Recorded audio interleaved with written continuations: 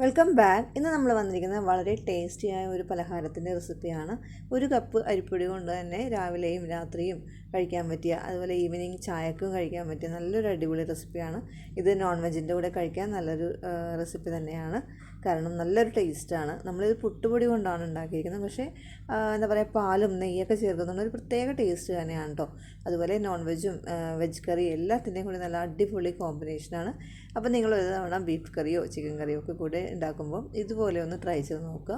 സാധാരണ പുട്ടുണ്ടാക്കുന്നതിനേക്കാളും കുറച്ചും കൂടി വ്യത്യസ്തമായിട്ടാണ് ഇതുണ്ടാക്കുന്നത്. ഈ ഒരു റെസിപ്പി ഇതുവരെ ട്രൈ ചെയ്ത് നോക്കിയിട്ടില്ല എങ്കിൽ ഒന്ന് ട്രൈ ചെയ്ത് നോക്കുക. അപ്പോൾ നമുക്ക് വീഡിയോയിലോട്ട് കിടക്കാം. അതിനുവേണ്ടി ഞാനിവിടെ പുട്ടുപൊടി എടുത്തിട്ടുണ്ട്, ഒരു കപ്പ് പുട്ടുപൊടി എടുത്തിട്ടുണ്ട്.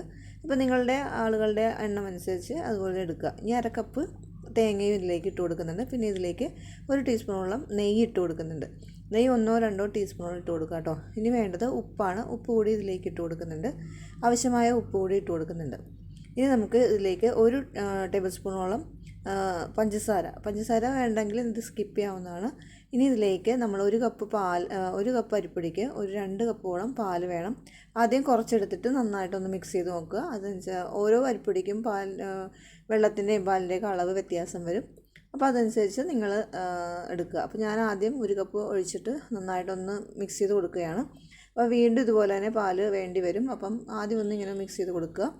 അതിനുശേഷം ഒരു 10 മിനിറ്റ് ഇതുപോലെ റെസ്റ്റ് ചെയ്യാൻ വെക്കുക. അപ്പോൾ പാലൊക്കെ നന്നായിട്ട് അബ്സോർബായിട്ട് വരും. അപ്പോൾ ഞാനിവിടെ ഇതിൻ്റെ മൂടി കൊണ്ട് അടച്ചിട്ട് 10 മിനിറ്റ് ഒന്ന് റെസ്റ്റ് ചെയ്യാൻ വെക്കുകയാണ്. 10 മിനിറ്റ് ശേഷം നമുക്ക് തുറന്ന് നോക്കുമ്പം ആ പാലൊക്കെ നന്നായിട്ട് അബ്സോർബായി ഇതൊന്ന് കുറച്ചുകൂടി ഒന്ന് ഡ്രൈ ആയിട്ട് വരും.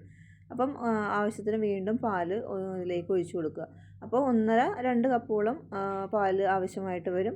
അത് നിങ്ങൾ എടുക്കുമ്പോൾ നിങ്ങൾക്ക് മനസ്സിലാവും, ഇത് ഒരുപാട് ലൂസല്ല, ഒരുപാട് തിക്കല്ലാത്ത രീതിയിൽ വേണം എടുക്കാൻ വേണ്ടി. കട്ടിയായി പോകരുത്. ഇപ്പോൾ ഇത് കുറച്ചുകൂടി പാലിൻ്റെ ആവശ്യമുണ്ട്. അപ്പോൾ ഞാനിതിലേക്ക് കുറച്ചുകൂടി പാൽ കൂടി ഒഴിച്ചു കൊടുക്കുകയാണ്.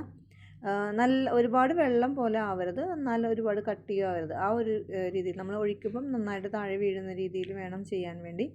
അപ്പോൾ ഇതും വീണ്ടും ഇതുപോലെ തന്നെ നന്നായിട്ട് ഞാൻ മിക്സ് ചെയ്ത് കൊടുക്കുന്നുണ്ട്. കണ്ടോ, ഇപ്പോൾ ഇതേ കാണുമ്പോൾ അറിയാം നന്നായിട്ട് ലൂസ് ഉണ്ട്. നമ്മളിങ്ങനെ ഒഴിക്കുമ്പോൾ താഴത്തോട്ട് വീഴുന്ന രീതിയിൽ കണ്ടോ നന്നായിട്ട് ലൂസ് തന്നെയുണ്ട്. അപ്പോൾ ഇത് നമുക്കിതിനി ഞാൻ ഈ ഒരു സമയത്ത് ആവി കയറ്റാൻ വെച്ചിട്ടുണ്ടായിരുന്നു, വെള്ളം തിളപ്പിക്കാൻ വേണ്ടി വെച്ചിട്ടുണ്ടായിരുന്നു. ഇനി ഒരു നെയ്യ് തടവിയ പാത്രത്തിലേക്ക് നമുക്കിതൊന്ന് മാറ്റി കൊടുക്കാം. അപ്പോൾ ഈ ഒരു പാത്രത്തിൽ വേണം കേട്ടോ. കണ്ടോ നന്നായിട്ടൊന്ന് ഒരു ലൂസ് കൺസിസ്റ്റൻസിയിൽ വേണം എടുക്കാൻ വേണ്ടി. അപ്പോൾ ഞാൻ നെയ്യ് തടവിയ പാത്രം എടുത്തിട്ടുണ്ട്. അതിലേക്ക് ഒരു സ്റ്റീൽ പാത്രം എടുത്തിട്ടുണ്ട്. അതിലേക്ക് നെയ്യ് കുറച്ചിട്ട് തടവി ഇങ്ങനെ കൊടുക്കുക. പെട്ടെന്ന് വിട്ട് കിട്ടാൻ വേണ്ടിയാണ് നമ്മളിങ്ങനെ ചെയ്യുന്നത്. അപ്പം നെയ്യ് തടവിയിട്ട് നമുക്കിതിലേക്ക് ഈ ഒരു പാത്രത്തിലേക്ക് ഇത് ഇട്ട് കൊടുക്കാം. ഇപ്പം നെയ്യില്ല എങ്കിൽ ബട്ടറോ അതുപോലെ എണ്ണയോ ഏത് വേണമെങ്കിലും എടുക്കാവുന്നതാണ്. ബട്ടർ എടുക്കുമ്പോഴാണ് കേട്ടോ, നെയ്യ് എടുക്കുമ്പോഴാണ് കേട്ടോ കൂടുതൽ ടേസ്റ്റ്. അപ്പോൾ ബട്ടർ ആയാലും കുഴപ്പമൊന്നുമില്ല, അത് ഇപ്പോൾ രണ്ടും ഇല്ലെങ്കിൽ എണ്ണയായാലും കുഴപ്പമൊന്നുമില്ല. അപ്പോൾ ഞാനിതിലേക്ക് ഇട്ട് കൊടുക്കുന്നുണ്ട്.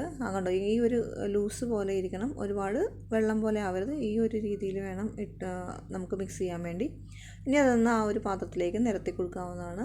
അപ്പോൾ നമ്മളെടുക്കുന്ന പുട്ടുപൊടിയുടെ അളവനുസരിച്ച് 1-2 പ്രാവശ്യമായിട്ട് ഉണ്ടാക്കുക. അപ്പോൾ ഞാൻ ഈ ഒരു പാത്രം നല്ല വലുതായതുകൊണ്ട് ഒറ്റ തവണയായിട്ടാണ് എടുക്കുന്നത്.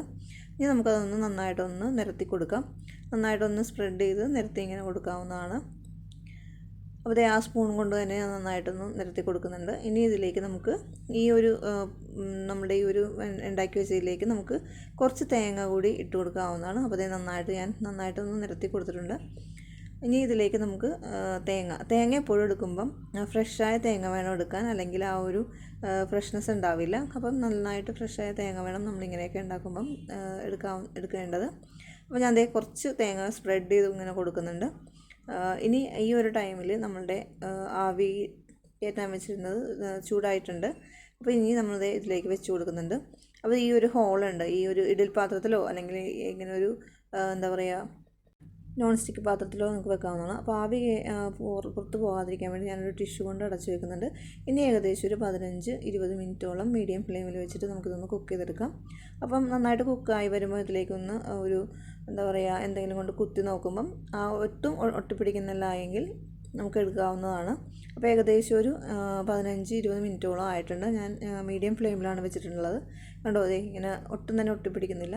അപ്പോൾ ഇത് കറക്റ്റ് പാകമായിട്ടുണ്ട്. അപ്പോൾ നിങ്ങൾ ഒരു 15 മിനിറ്റ് കഴിയുമ്പോൾ നോക്കുക ആയിട്ടുണ്ടോ എന്ന്, അതനുസരിച്ച് എടുക്കുക. ഇനി നമുക്ക് ചൂടാറിയ ശേഷം ഇത് കട്ട് ചെയ്തെടുക്കാം. അപ്പോൾ നന്നായിട്ട് ഇപ്പോൾ ചൂടായി വന്നിട്ടുണ്ട്. ഇനി നമുക്കിതൊന്ന് കട്ട് ചെയ്തെടുക്കാവുന്നതാണ്. അപ്പോൾ ചൂടാറിയതിന് ശേഷം കട്ട് ചെയ്തെടുക്കുന്നതാണ് നല്ലത്, അല്ലെങ്കിൽ ആ കത്തിയിലൊക്കെ ഒട്ടിപ്പിടിക്കും. അപ്പോൾ ഏത് ഷേപ്പിൽ വേണമെങ്കിലും കട്ട് ചെയ്യാവുന്നതാണ്. ഞാനിതൊരു സ്ക്വയർ ഷേപ്പിലാണ് കട്ട് ചെയ്തെടുക്കുന്നത്. അപ്പം ഈ ഒരു എന്താ പറയുക പ്രത്യേക ടേസ്റ്റ് തന്നെയാണ് കേട്ടോ. നല്ല മണം, ആ പാലിൻ്റെ നെയ്യിൻ്റെയൊക്കെ നല്ലൊരു മണം തന്നെ വരുന്നുണ്ട്. ഇത് നമുക്ക് വെറുതെയും കഴിക്കാവുന്നതാണ്, അല്ലെങ്കിൽ നോൺ വെജോ എന്താ പറയുക വെജ് കറിയോ കടലക്കറിയോ ഇതിൻ്റെ കൂടെ നല്ല അടിപൊളി കോമ്പിനേഷനാണ്. വൈകുന്നേരം ചായക്കൊക്കെ ഇതുപോലെ വെറുതെ എടുത്ത് കഴിക്കാവുന്നതാണ്.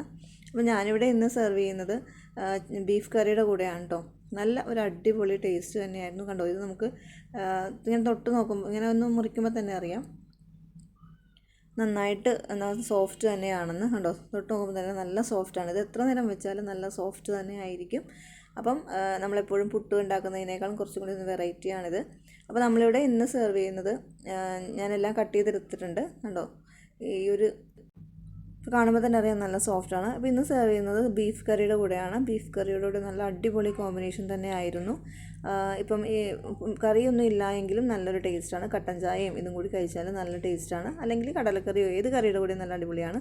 ഇത് നമ്മൾ പാലും നെയ്യൊക്കെ ചേർത്തുകൊണ്ട് പ്രത്യേക ഫ്ലേവർ തന്നെയാണ്. അപ്പം ഈ ഒരു രീതിയിൽ തയ്യാറാക്കി നോക്കിയിട്ടില്ല എങ്കിലൊന്ന് തയ്യാറാക്കി നോക്കുക. വീഡിയോ ഇഷ്ടപ്പെട്ടായിരിക്കാനും നിങ്ങളുടെ ഫ്രണ്ട്സ് ആൻഡ് ഫാമിലിക്കും ഷെയർ ചെയ്യാനും മറക്കരുത്. മറ്റൊരു അടിപൊളി വീഡിയോ ആയിട്ട് കാണുന്നവരെ താങ്ക് യു ഫോർ വാച്ചിങ്.